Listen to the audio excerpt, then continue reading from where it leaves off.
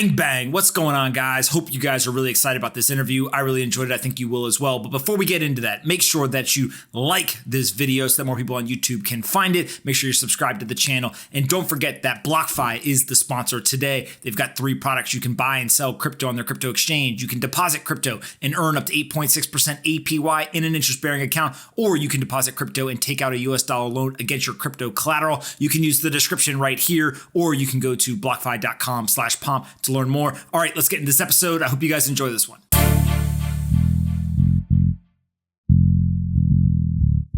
All right, guys, bang, bang. I've got a special treat for you here today. Nik is with us. Thank you so much for doing this, sir. Thanks, Pomp. I appreciate it, man.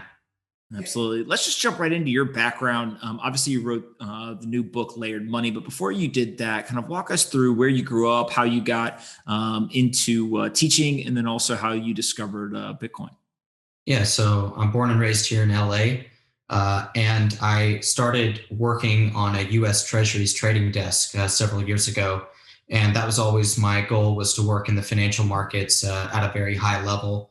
And I got to work on a Treasuries desk, trading, billions of notional value of Treasuries almost on a daily basis. And I was really in my element on a desk. I got to be a global macro thinker, work in interest rate strategy, and help my asset manager invest on behalf of our clients. And that was, really great for me. Well, while I was on the desk, I started hearing a lot more about Bitcoin, and this was around 2016. So Bitcoin had already been, in the headlines over the past couple of years at that point, but it wasn't something that I had ever taken seriously or actually looked into. I had never read the white paper, etc.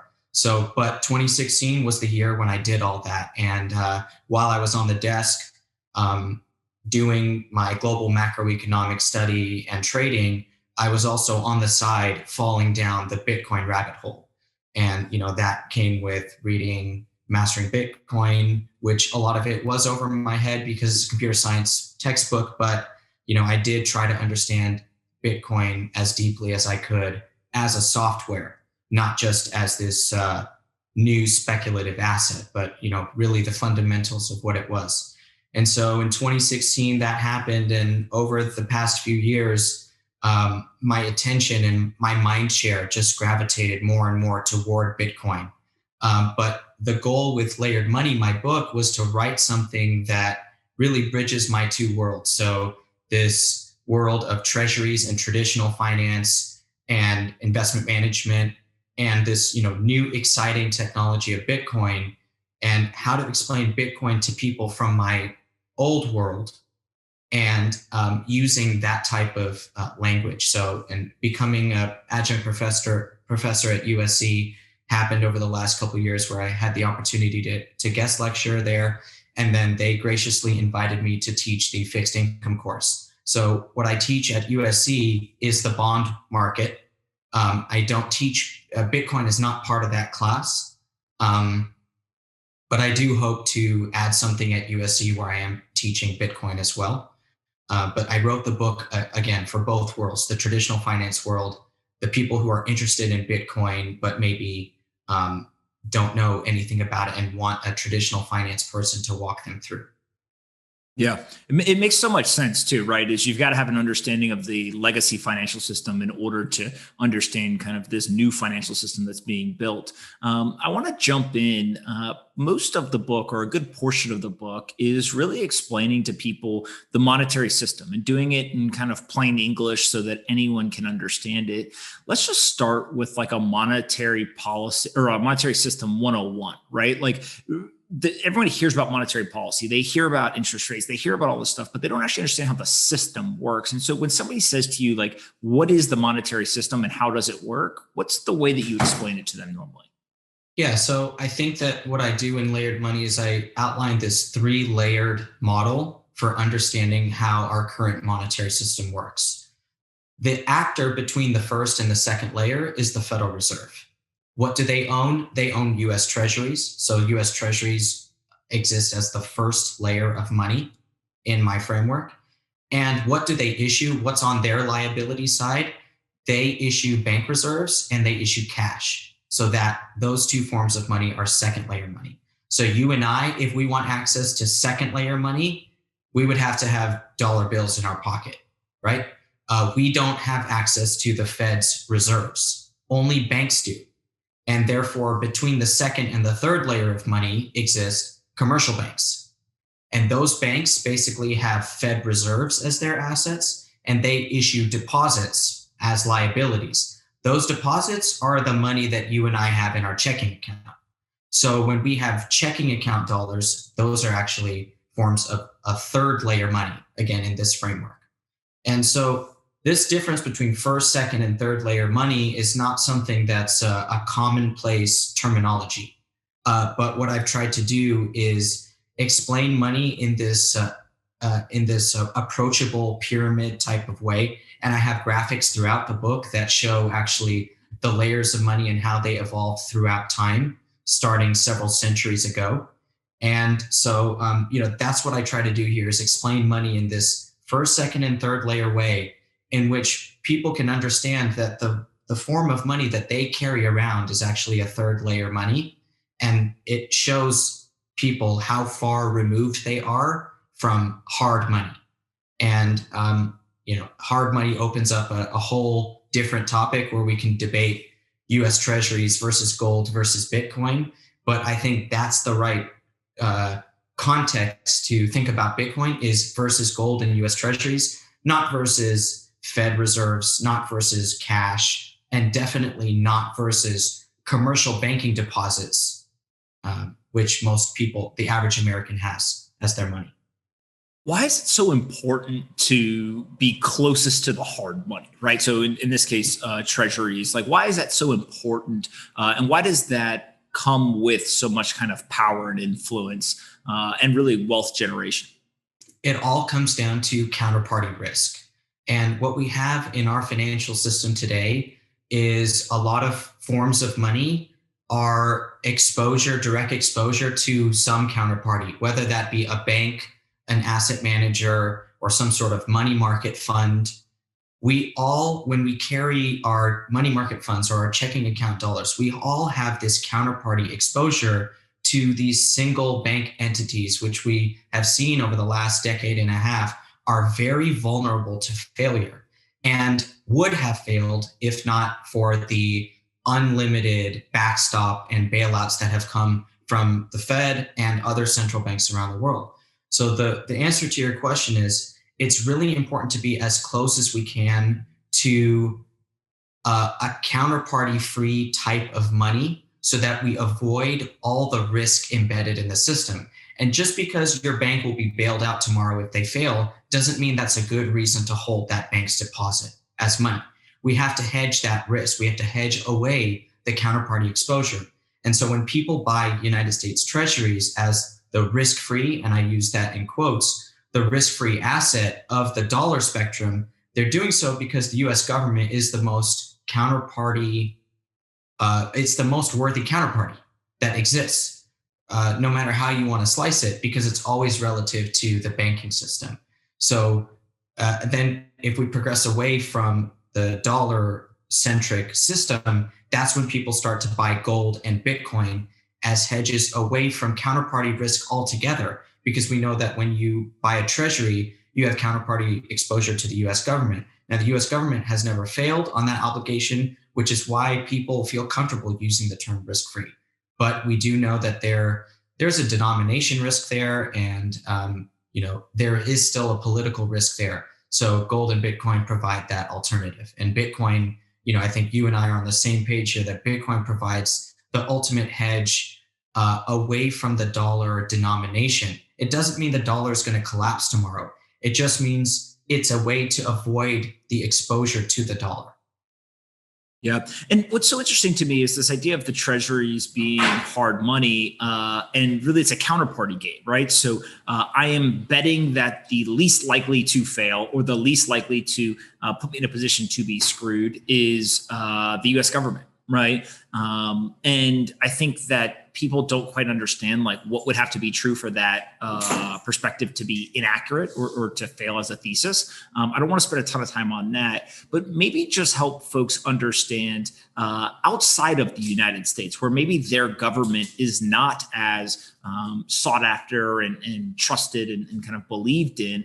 We've seen where the quote unquote hard money of a other economy or another monetary system has failed.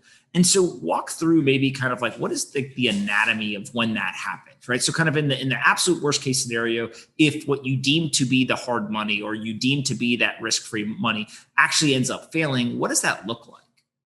Well, what it looks like is that your purchasing power disappears. So if you didn't have something as the alternative, like physical US dollars, Federal Reserve notes, this second layer of money that I talk about as cash, people abroad in countries that don't have very credit-worthy governments, they actually hold physical US dollars to hedge against that type of collapse. And so if they didn't hold dollars or some sort of precious metal or some hard asset, their purchasing power completely disappears, and they're basically going to suffer whatever consequences their government hands down in the transition to the next monetary system. So that's why the dollar is so valuable on a worldwide basis outside of the United States, because it does provide that safety mechanism for people.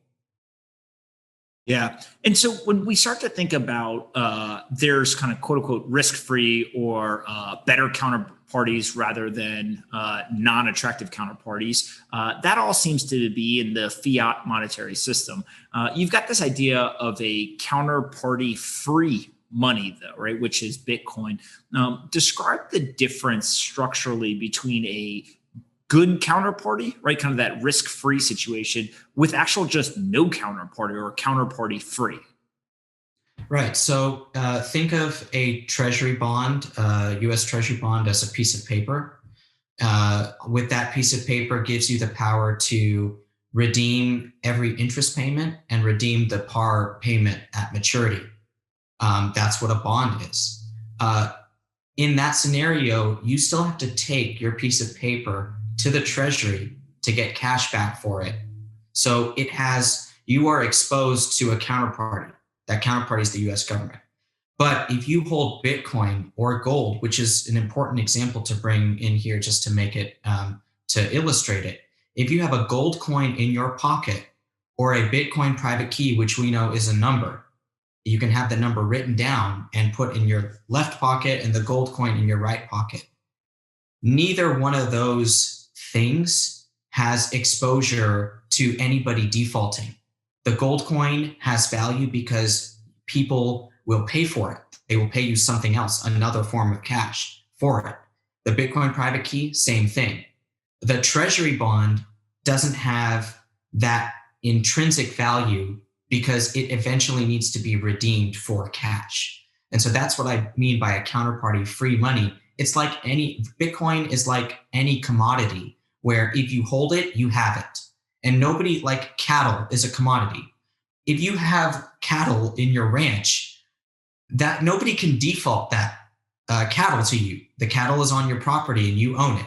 And Bitcoin private keys are numbers, and they're a virtual commodity in the same way as any other commodity is we call it a bearer asset. When you think through kind of the implications for this, let's talk just in the short term on an individual level. What is the advantage, and why are people flocking to this versus kind of that risk-free or some of the other bad counterparty examples that we talked about?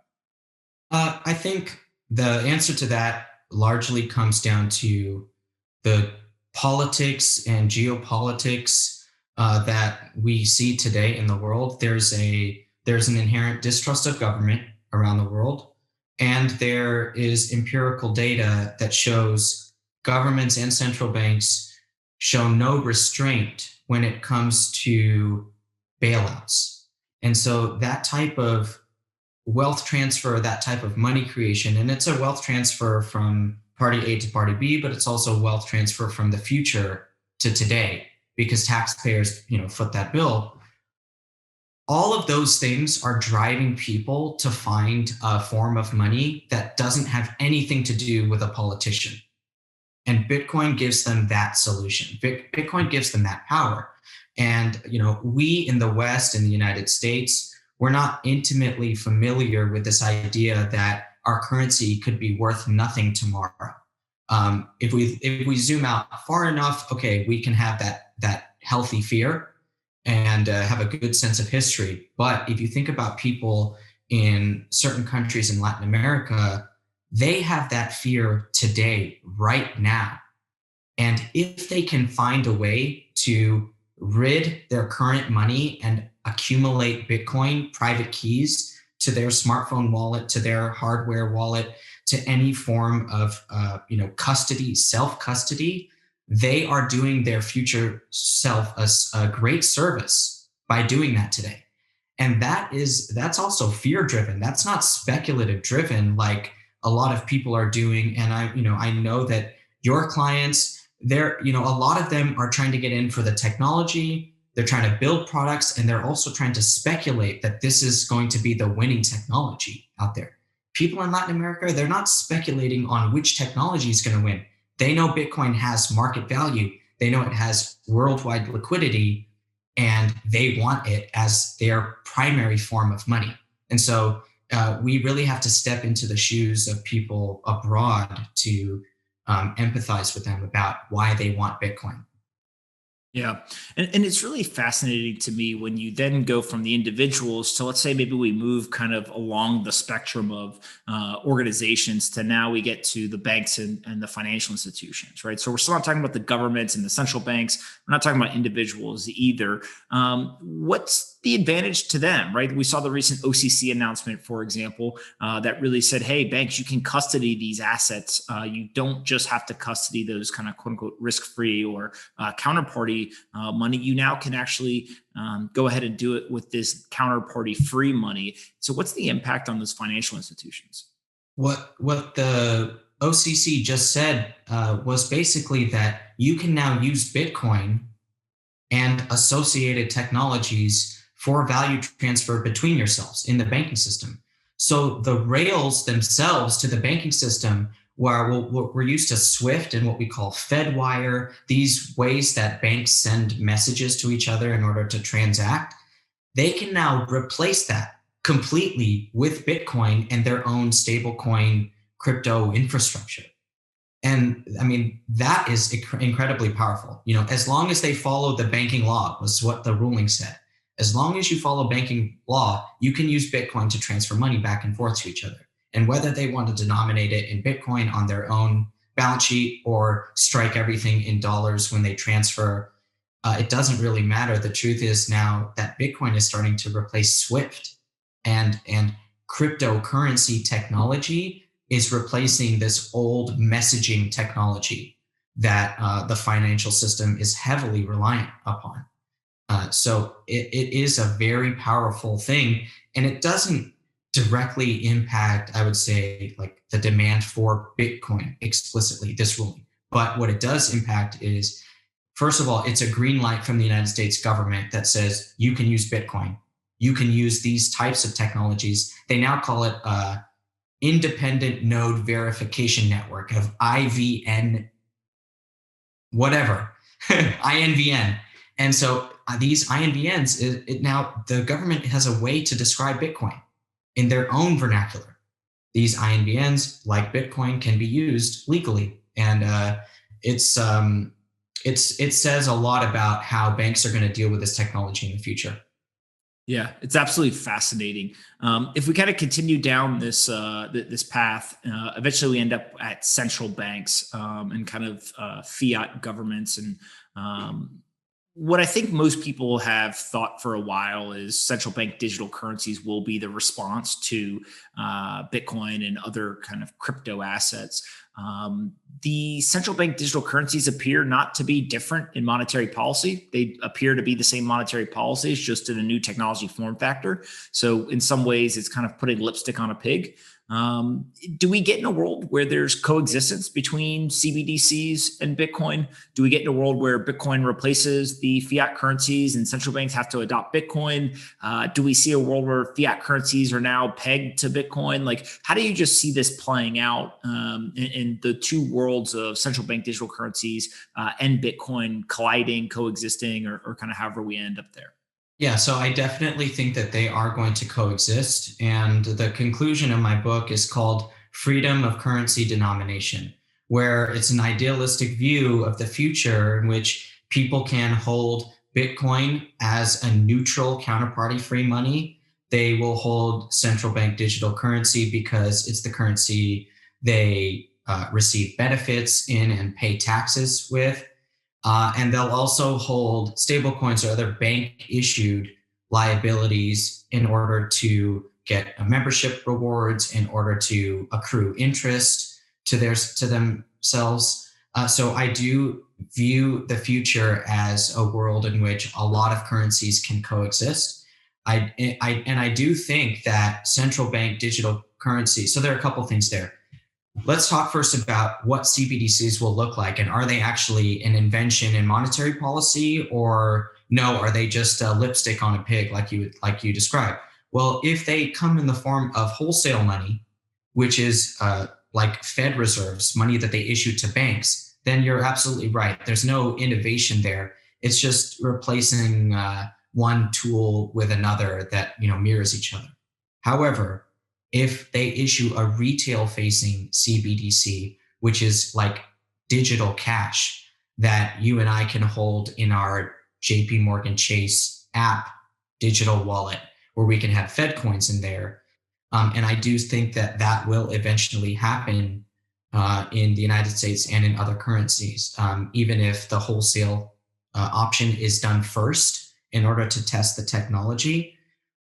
In the future, if that is the case and people are able to have CBDC in their wallet, Bitcoin in their wallet, and bank coins in their wallet all at the same time, then we will have a world in which Bitcoin is the true ultimate form of digital scarcity, and all other forms of money will find their base price in Bitcoin, including central bank digital currencies.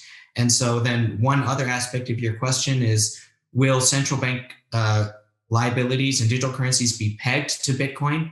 Yes, I do believe in some countries they will do that. Well, they'll have a portfolio of Bitcoin, and their open market operations will be basically buying and selling Bitcoin for their CBDC to try to maintain a peg.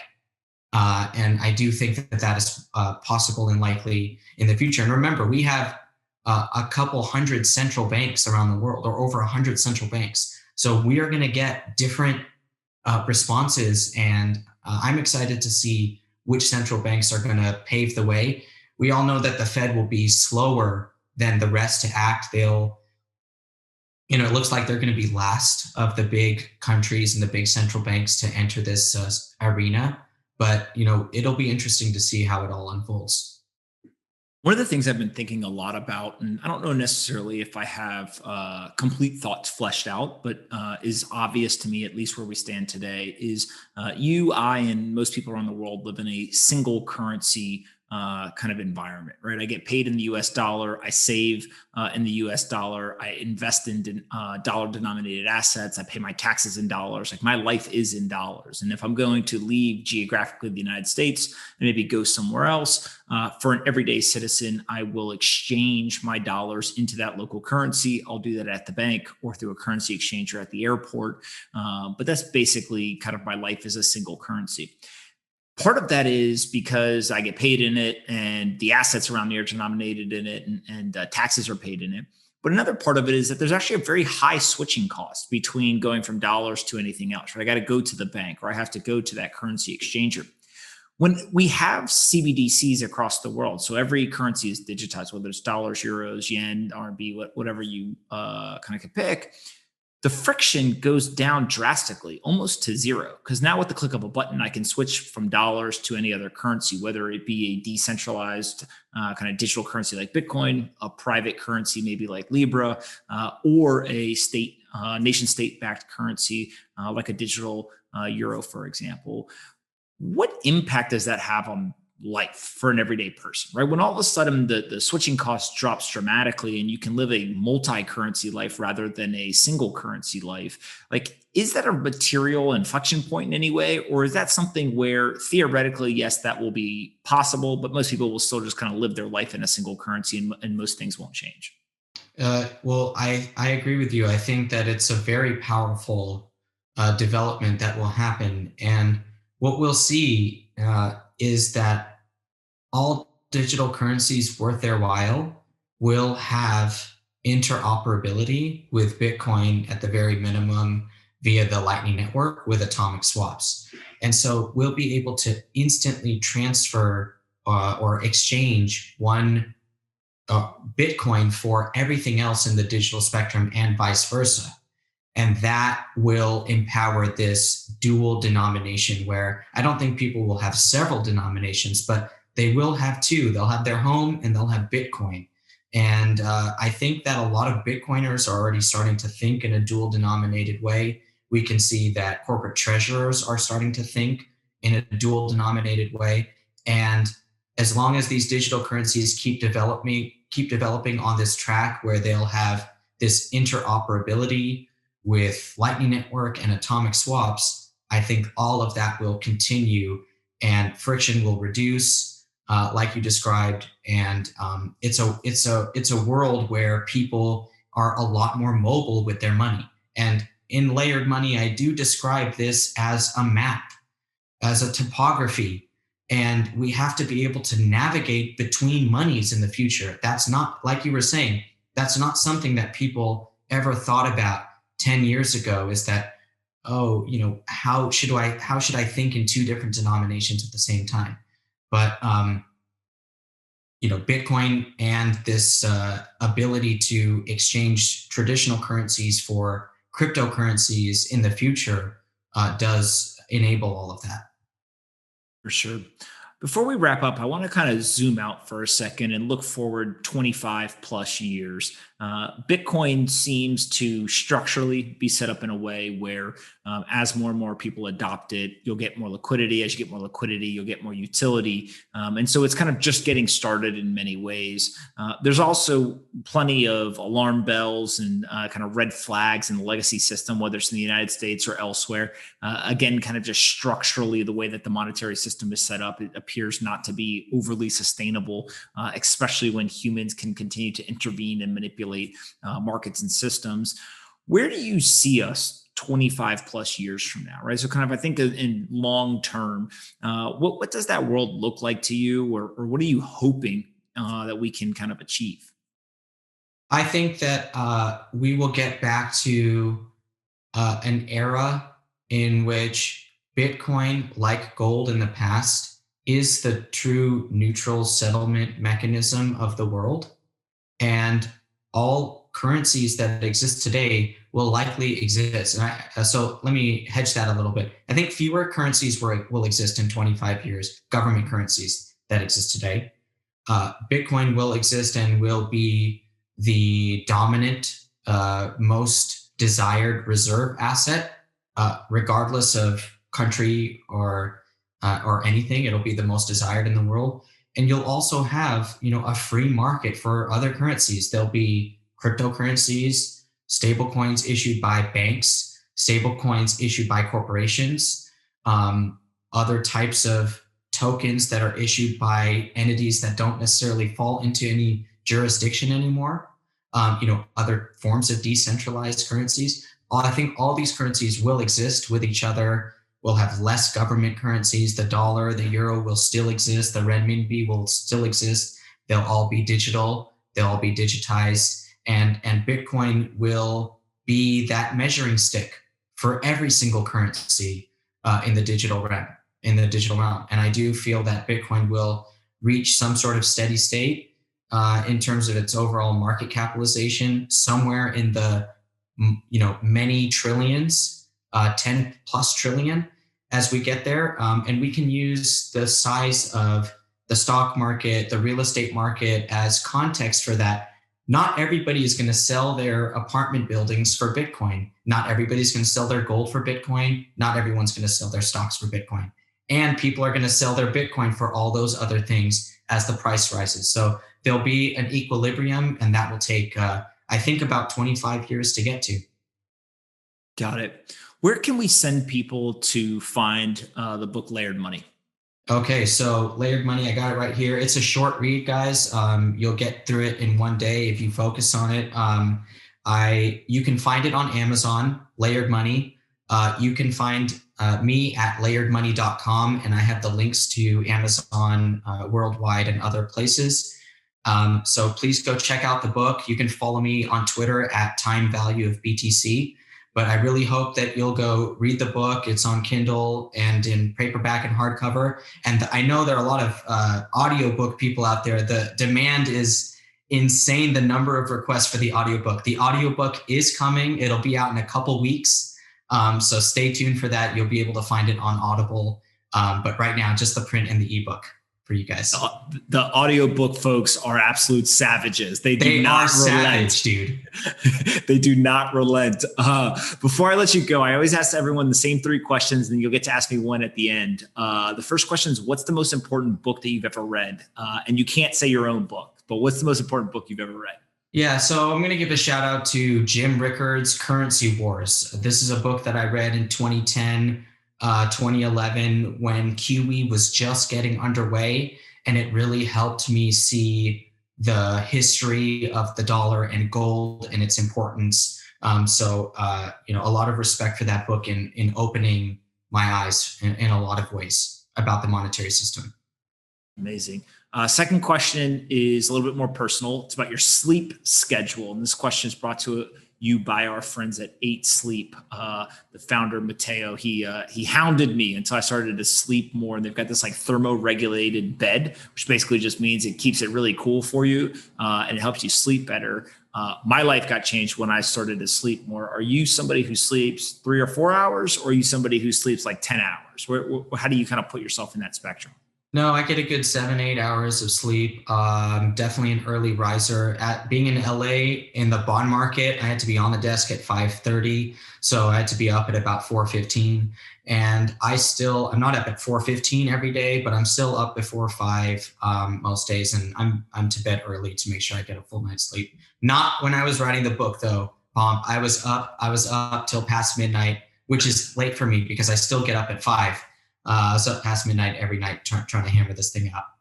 Got to get your sleep, man. I'm a believer. I feel like I'm an evangelist for sleep now after getting 8 hours every night for so long. If I get like 7, I'm like, oh man, I'm feeling it. Third question, and then you'll get to ask me one, is more fun. Aliens, are you a believer or a non-believer? Definitely a believer in aliens, not based on physical evidence, but just on the probabilities. What do you think is more likely, that they just exist somewhere out there and it's not like the green men in the movies, and who knows what it could literally just be kind of the equivalent of like a worm or something like that? Or do you think that it's more likely that some of these conspiracy theories about spacecrafts or UFOs or whatever are true? I think it's more likely that that our species has had an interaction with aliens than You think so? Yeah. I think it's more likely that than not, and that's just kind of based on these drawings and things from the Hindu religion with flying chariots and things like that. So maybe thousands of years ago we did have some interaction. Yeah, it would be absolutely wild if we could confirm that for sure. You could ask me one question to finish up. What you got for me? Okay, so when you go on CNBC. And you're on Fast Money with these guys, and I know that it's your mission to keep your cool. And what has been the closest you've ever been to being totally triggered and just like losing it for maybe the anti-Bitcoin propaganda that might come from the network sometimes? I've never even come close, which may be surprising to some people. So the one secret that I have is I grew up in a family with 4 younger brothers. So there's 5 boys in my family. And people always ask me, they're like, hey, 1, how do you keep your cool? 2, like, how do you have such like kind of witty, immediate responses? And I'm like, it's basically like me and my brothers just talking shit to each other.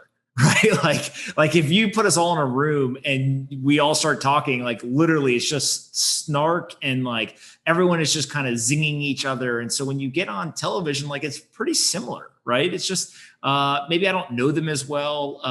And maybe, you got to kind of not curse and there's some boundaries to it.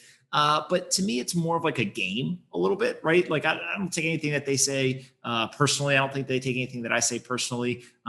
Generally now, most of the hosts, for the most part, like they're actually pretty positive and welcoming when it comes to Bitcoin. And so I think that like one, the sentiments change. That makes it easier. Two is you have to remember it's like entertainment as well. Like, Kevin O'Leary and I have gotten to know each other, and he's fantastic. And I really enjoy kind of spending time with him. But then, he'll tell me before we go do it. He'll be like, and don't worry, I'm going to treat you like the little, rat that you are tomorrow. And it's like, oh, okay. And so, you got to just remember, like, it's fun. I have a blast doing it, so I keep doing it. And so I think it's less likely you become triggered and upset when you kind of keep that mentality. Yeah, well, you do a great job, and you set a good example for all of us. No, I appreciate it very much. So, all right, let's send people if you want. I've actually got the PDF version. I read through the book. It's fantastic. Layered Money. Please go get the book. Just Google it. Go to Amazon, or you can go to. Is it layeredmoney.com? Is that correct? That's right. Layeredmoney.com. All right, man. Listen, Nik, thank you so much for doing this. We're going to have to do it again in the future. Thanks, Pomp. I appreciate it.